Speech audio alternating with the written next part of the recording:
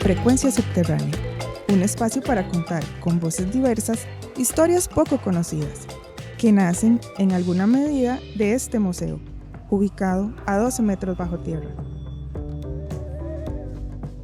Presentado por los Museos del Banco Central de Costa Rica.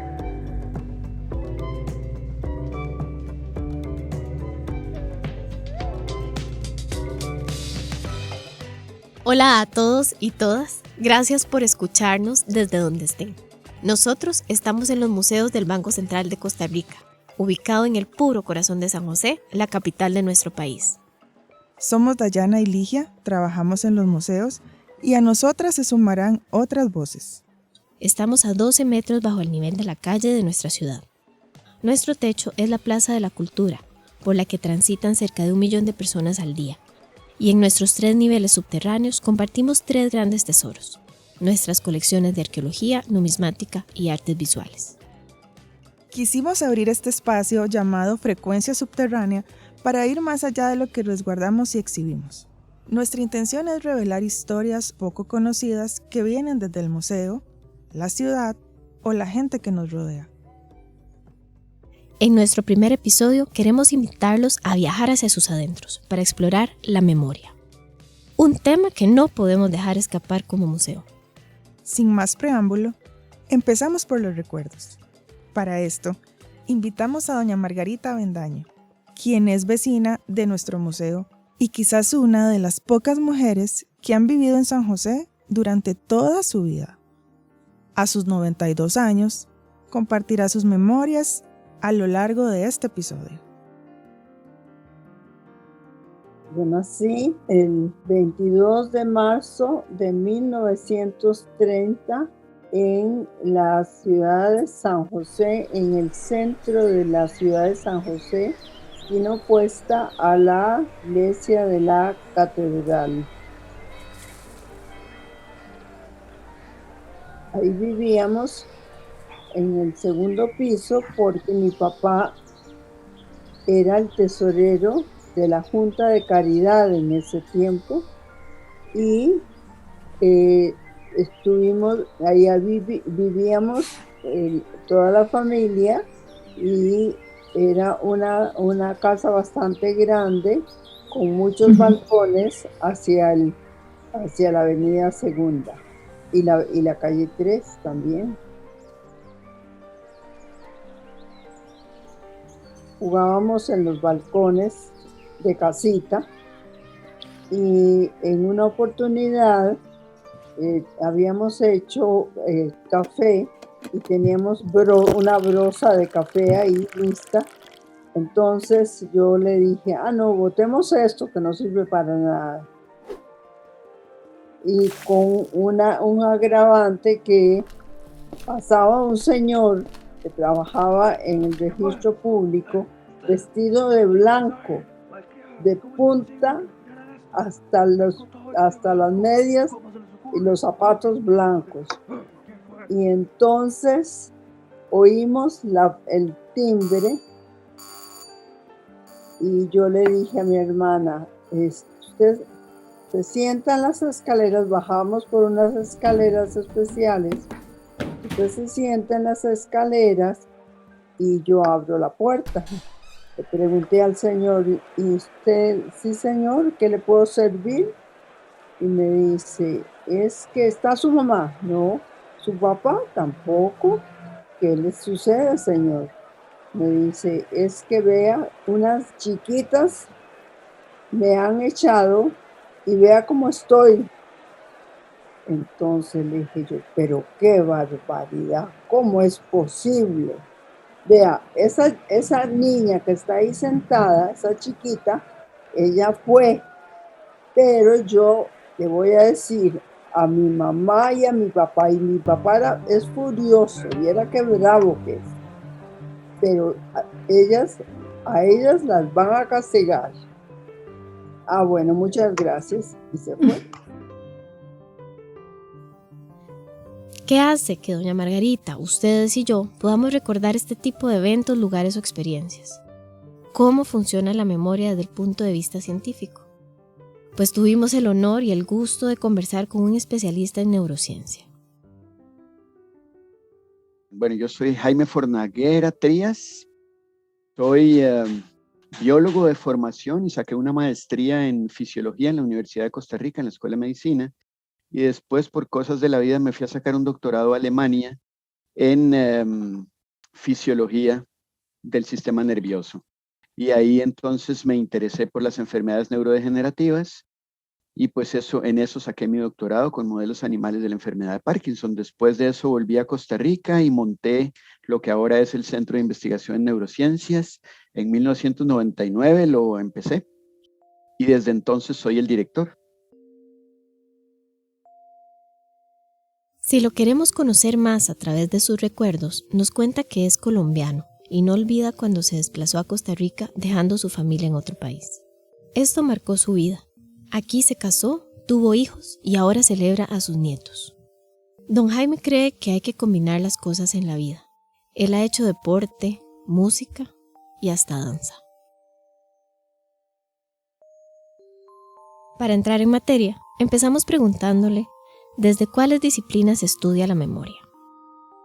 Al principio la memoria era casi que exclusiva de los filósofos, porque empezó como una idea muy etérea de por qué recordábamos y qué éramos con esas memorias, pero luego empezó la medicina a preocuparse mucho por la memoria y la psicología, y dentro de estas áreas pues empezaron a agregar otras, y hoy en día la memoria la estudia gente tan diversa como gente de computación, gente de física, gente de arte y por supuesto, gente de neurociencias. Entonces ya la memoria no tiene un área que se dedique a estudiarla, sino que más bien ha logrado conjuntar a un montón de áreas porque es tan compleja que requiere el trabajo de todos ellos. ¿Cómo la podríamos definir? Pues sí, la memoria, digamos que es esa capacidad que tenemos de almacenar información. Pero es una capacidad activa y plástica, es decir, la memoria no es estática. No es como un cajón donde metemos información, sino que es un cajón al cual le agregamos información constantemente que vamos asociando la una con la otra y de esa manera vamos creando cada día nuevas memorias. Entonces es un cajón plástico en el que metemos información. Para Jaime la memoria es individual. Cree que es muy importante ejercitarla, pero no para ganar concursos de cuántas palabras podemos recordar, sino porque la memoria nos permite ser quienes somos. Es lo que realmente nos define como individuos y cada uno tiene su propia memoria. Y es a partir de las experiencias que recordamos que podemos enfrentar nuestro futuro. Entendiendo un poco más sobre qué es la memoria, ahora queremos saber cómo funciona. Bueno, la memoria, que solemos decirle la memoria, tal vez también es una cosa que es poco precisa, porque la memoria no es una, la memoria son muchas. Hay memorias que son conscientes, memorias que son inconscientes. Por ejemplo, cuando alguien aprende a andar en bicicleta, ¿cómo fue que obtuvo esa memoria para manejarla correctamente? Se podría decir que solo se recuerdan los intentos fallidos, las caídas y los raspones de rodilla. Pero no podemos decir cómo sucedió concretamente eso. Simplemente lo aprendimos. Es una memoria inconsciente. Por el contrario, en la memoria consciente podemos describir cómo se originó ese recuerdo. Por ejemplo, cuando decidimos aprendernos el nombre de alguna persona, país, una palabra nueva, conscientemente sabemos cómo fue que lo aprendimos. Y por lo tanto, como existen diferentes tipos de memoria, existen también diferentes partes en el cerebro que deben actuar de manera conjunta para poder almacenar esa información de manera diferente. Y son muchas las áreas cerebrales que participan en diferentes tipos de memoria. Y además existe de memoria olfatoria, memoria visual, memoria léxica, memoria semántica, todas esas metidas dentro de los diferentes tipos de memoria. Entonces comprenderemos que la memoria, en realidad, desde el punto de vista del sistema nervioso, es un constructo, como le dirían los psicólogos, o un elemento que debe integrar muchísimas áreas cerebrales para funcionar como realmente funciona. Y ahora tratemos de entender cómo es que creamos un recuerdo. Sí, bueno, pues esa es una pregunta tal vez todavía no totalmente contestada, pero lo primero que sabemos, y mucho gracias a estudios en invertebrados, de hecho le dieron el premio Nobel a Eric Kandel hace unos años, de cómo funciona la memoria en los invertebrados desde el punto de vista bioquímico, y nos dimos cuenta que desde el punto de vista bioquímico somos súper parecidos a los moluscos. Y se ha descubierto que la memoria se medio almacena, aunque no tenemos un sitio específico del cerebro, se almacena como circuitos eléctricos dentro del cerebro. Entonces esos circuitos eléctricos se activan por diferentes estímulos que pueden ser muy variados, y esos estímulos eléctricos van formando conexiones entre neuronas que se llaman sinapsis, y esas conexiones son las que permiten que luego encontremos la autopista para volver a recordar aquello que teníamos en mente. La memoria tiene al menos 3 fases. La fase de adquisición, obtenemos una experiencia. La fase de codificación, la guardamos en nuestra memoria. Y la fase de recuperación. Ese proceso de recuperación se puede ver afectado por muchos factores. Por ejemplo, cuando estamos en un examen y no recordamos la materia debido al estrés, pero luego alguien nos pregunta y sí lo podemos recordar. En ese momento lo que sufrimos fue un olvido parcial.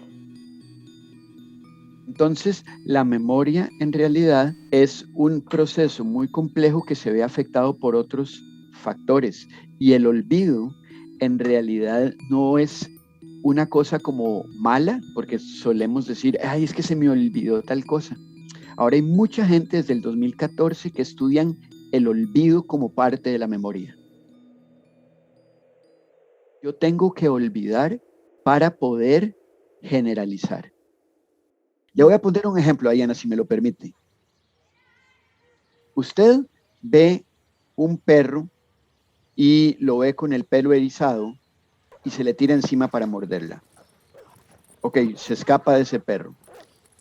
Cuando usted por segunda vez se encuentra con un perro, pero totalmente diferente, con el pelo erizado, usted cree que ese perro la va a atacar también. Eso fue memoria que usted generalizó. Si su memoria fuera perfecto y no olvidara ningún detalle, pensaría que solo un perro como el primero la puede atacar, pero hay otro perro que es diferente, que se le paró el pelo y tiene un elemento que podría hacer que la atacara. Entonces usted recuerda no las cosas perfectamente, olvida algunos detalles para poder generalizar. Entonces ese olvido, en ese caso particular, es un olvido que le está sirviendo para sobrevivir, para generalizar la información. Algunos investigadores dicen, y ahora que me pregunta usted qué es olvido, que el olvido no es un fallo de la memoria, es parte de la memoria. Tenemos que olvidar para poder hacer información nueva y enfrentar las nuevas condiciones que nos presente la vida. Le preguntamos ahora a Jaime si la memoria humana ha cambiado y qué ha influido en esos cambios. Me habló sobre el efecto Google. Este efecto nos ha hecho perder la necesidad de recordar las cosas, ya que las podemos buscar en internet en cualquier momento. Esa memoria que tiene Google es una memoria libre de emociones, libre de experiencias. O sea, no tiene los elementos que la componen a usted como individuo. Y nosotros, nuestra memoria, siempre está alimentando toda la información con nuestras propias experiencias. Pero lo que Google le dice no tiene ninguna experiencia, no tiene ninguna emoción. Entonces, claro que nuestra memoria ha cambiado. Yo siempre le digo a mis estudiantes, un momento, yo no es que digo que no usen a Google, pero por favor, acuérdense de cómo se llaman, cuál es su número de teléfono, a dónde está su mamá, porque esas cosas son emotivas. Usted un número de teléfono, claro, es su casa. ¿Verdad? Todo tiene un componente que Google no le da. Entonces, ha cambiado. La memoria nuestra ha cambiado. Algunos piensan que para mejores, porque ahora podemos utilizar entonces ese espacio que tenemos, que se lo dimos a Google, para nosotros poder innovar. Pero la innovación depende de nuestras experiencias, y nuestras experiencias no las tiene Google. Entonces, yo creo que ha cambiado, y que peligrosamente, cuando la tecnología empieza a suplantar lo natural, se convierte en un peligro más que en una ayuda. Otro factor que no sea la tecnología, otro además de la tecnología más bien, que esté afectando de forma positiva o negativa esta memoria. Bueno, la memoria se ve afectada, claro, por algunas patologías y hoy en día que nuestra esperanza de vida es mayor, tenemos problemas de memoria en muchos adultos mayores, en los que algunas partes del cerebro se afectan y tenemos problemas, pero eso es muy poca cantidad. Pero lo que sí afecta a nuestra memoria, y hay muchísimas personas, son, por ejemplo, la cantidad de estímulos a los que estamos sometidos. Me hice Firulais, solo nice. ¿Qué? Pintamos toda la casa y sin dejar caer una sola gota de pintura que no sea.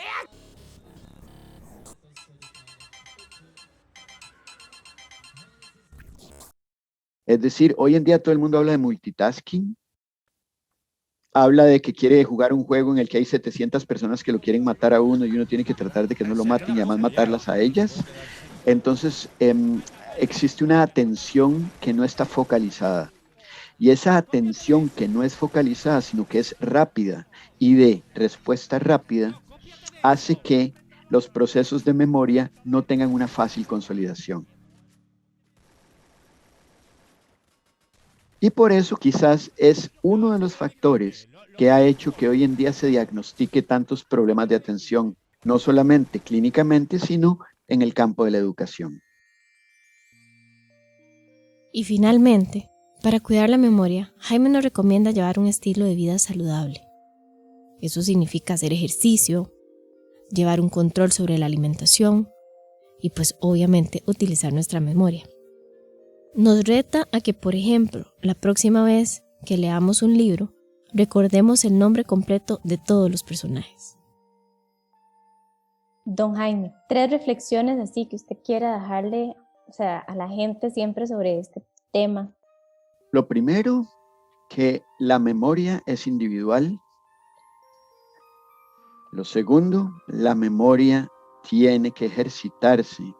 Y lo tercero, la memoria humana o nuestra no puede ser sustituida por la memoria de ningún aparato digital, virtual, mecánico o robótico. Eso era otro, eso es un cuento que es increíble. Mi abuela Machita, Adela se llamaba, era casi como la mamá de nosotros. Íbamos al cine Raventós y al cine Variedades, cine moderno. Ella invitaba a todo el mundo, a todos los nietos, como 10 nietos, cualquier clase de película. No había control de nada, de todo. Y íbamos todas las noches y ella pagaba, por supuesto. Entonces decía, ay, Machita, ¿qué vamos a ver hoy? Morir guindando y con peludo espiando. Ah, no, eso no queremos ver, eso no queremos ver. Entonces Cecilia y yo no íbamos.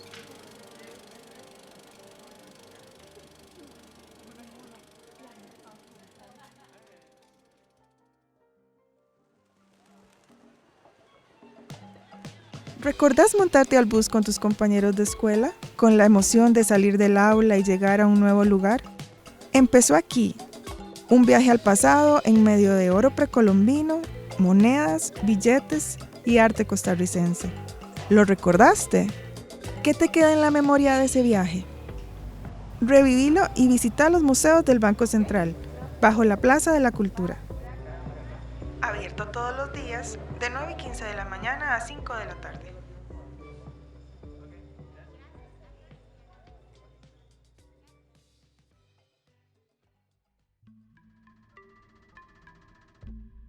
Ahora veremos la memoria desde otro ángulo, el de la historia. Dije aquí a la entrevista con otro de nuestros invitados al episodio. La memoria permite que las historias no mueran, y eso es parte de nuestro trabajo. ¿Cómo se relacionan las tareas de los museos con este tema? Manuel Chacón, curador de numismática de este museo, historiador y docente de la Universidad de Costa Rica, es nuestro próximo invitado. Él hará un recorrido histórico sobre cómo se ha transformado el vínculo entre los museos y la memoria. Bueno, definitivamente la memoria es un elemento fundamental, ¿verdad? Y básicamente la memoria es selectiva. Entonces hay un proceso a lo largo, digamos, digamos, de la historia de las sociedades, donde se van seleccionando una serie de elementos que se consideran importantes para sustentar el presente, ¿verdad? Y sobre todo, pues también para tener una visión de futuro, ¿verdad? Que eso es es decir, el pasado no tiene una función, digamos, única y exclusivamente de recuerdo, sino que tiene una importancia dentro de lo que es las sociedades presentes y cómo esas sociedades pretenden visualizarse hacia el futuro. Entonces, como decía, esa construcción es dinámica también y va cambiando muchísimo con el tiempo. Yo alguna vez di el curso también de Historia y Cultura Popular y entonces siempre hablábamos cómo la gente va transformando lo que nosotros llamamos las tradiciones. Normalmente creemos que las tradiciones es algo estático, pero en realidad las tradiciones no son las mismas como las vemos hoy, ¿verdad? A como probablemente fueron vistas hace ya unos años, ¿verdad? Y eso tiene que ver también con una construcción, ¿verdad? Que es tanto individual como colectiva y que va, digamos, en función también de cómo la sociedad va percibiendo la importancia de la cultura. Al recordar solo algunos momentos de nuestra historia, ¿qué tan limitada puede ser nuestra identidad nacional? Manuel sostiene que es parte del proceso, porque no se puede incorporar todo. Por un lado influye la política y el momento que vivimos como país. En la construcción de esas memorias, algunas herramientas son utilizadas. A veces digamos, el recuerdo es como a veces como nosotros queremos recordarlo y no como lo tenemos en otras fuentes, digámoslo de esa manera, ¿verdad? Yo siempre pongo el ejemplo de cuando uno llega a veces a una comunidad y en la comunidad le dice, es que esa es la casa más vieja que hay aquí, tiene como 200 años, y uno ve la casa y dice, no, esa casa es victoriana, puede ser si acaso de principios de siglo XX, ¿verdad? Pero es porque la gente quiere verlo de esa manera y la cuestión de la distancia con el pasado, a veces es percibida de muy distintas maneras. Entonces, bueno, para eso, obviamente las fuentes orales, las fuentes escritas, ¿verdad? Que también son muy importantes. Existe también una crítica de las fuentes, que es el análisis que uno usa para tratar de determinar la funcionalidad, digamos, de esa fuente dentro de las propuestas teórico-metodológicas que uno tiene. Y luego también existen otras fuentes, ¿verdad? Como que yo siempre le digo a mis estudiantes que a veces la gente o los historiadores a veces no usamos todas las fuentes existentes, pero el caso de las monedas y billetes, por ejemplo, para unos puede ser una fuente muy importante, es decir, hay fuentes que son también gráficas, ¿verdad? Están también las fotografías cuando existen, ¿verdad? Y bueno, las fuentes a veces están determinadas también por el tiempo histórico que uno está investigando, ¿verdad? Es decir, no podemos pretender, por ejemplo, para el periodo colonial, tenemos que basarnos mayoritariamente en fuentes escritas y también la producción material de la época, ¿verdad? Que ese es otro elemento que también a veces no estudiamos lo suficiente, pero la producción material es un elemento importante para hacer esos cruces, ¿verdad? De información. Profundizamos en la memoria y en el campo de Manuel, que es la historia. Ahora nos acercará más a la relación de esta con los museos. Le preguntamos cómo ha cambiado el rol de los museos con respecto a la preservación de la memoria. Por lo menos se han venido planteando teóricamente y es básicamente que los museos no tenemos la verdad absoluta, o sea, damos una visión de las cosas y que además de eso somos instituciones que lo que debemos promover es una construcción de conocimiento, en donde en esa construcción de conocimiento tiene que participar el público, ¿verdad? A través de sus propias visiones, y nosotros lo que sometemos son grandes temas a discusión. Para Manuel, la pandemia vino a mostrar la importancia de la comunidad, la presencialidad en los museos y cómo la interacción ayuda a mejorar la calidad de vida. La cultura es fundamental para el desarrollo de nuestro país, para generar dudas en las personas y sean estas las que busquen más información. Y sobre todo porque creo que nosotros en los museos del Banco Central hemos abierto la posibilidad de que la gente investigue, o sea, no tienen que ser historiadores, no tienen que ser especialistas necesariamente y hacen sus investigaciones y las presentan aquí en este mismo ámbito, ¿verdad? Y hay un respeto por el conocimiento de las personas. Creo que para mí eso ha sido como tal vez después de 20 y tantos años de estar por acá, no me acuerdo cuántos, 26, 27, ya saber que llegamos a ese punto donde ya ni siquiera somos nosotros los que tenemos que organizar, sino que más bien tenemos que responder a las actividades que promueven organizaciones específicas y más bien nos proponen antes de que nosotros les propongamos. Para mí es, digamos, el logro probablemente más grande.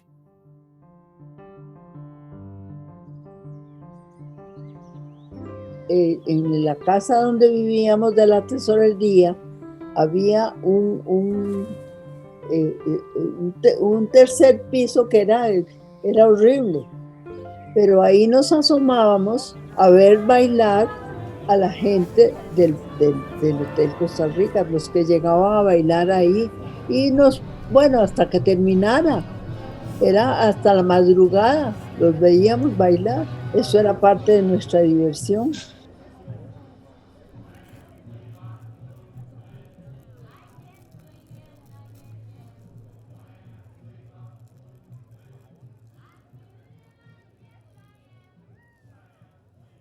Al inicio nos presentamos y les contamos a cuántos metros bajo tierra nos encontramos. ¿Lo recuerdan? No olviden cuidar su memoria, disfrutar de los recuerdos en familia y visitar el museo. Los invitamos a escuchar los próximos episodios de Frecuencia Subterránea.